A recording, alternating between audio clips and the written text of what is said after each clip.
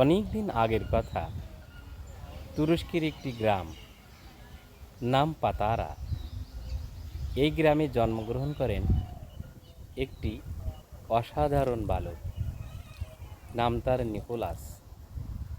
Nicolas শব্দের অর্থ মানব জয়।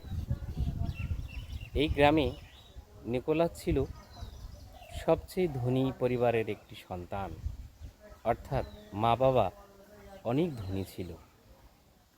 কিন্তু অত্যন্ত পরিতাপের বিষয়, খুব অল্প বয়সেই পিতামাতাকেই হারিয়ে ফেলেন। তার জীবনের সবচেয়ে দুঃখ কষ্ট ছিল তার বাবা মা হারানোর কাহিনী। এটা খুবই দুঃখের বিষয় ছিল।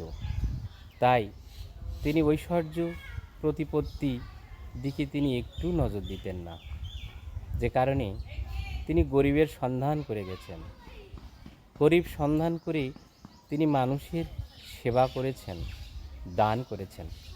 তার এই দানশীলতা বিশ্ব ব্রহ্মাণ্ডে পরিচিতি লাভ করে।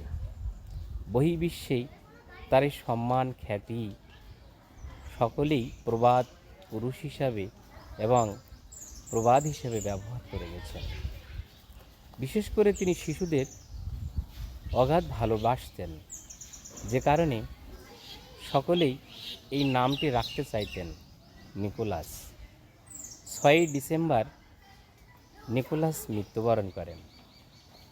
6ই ডিসেম্বরের এই দিনে শিশুদেরকে নিয়ে নানান খাবার এবং গিফট দেয়া হয়, যেটা অত্যন্ত আকর্ষণীয়।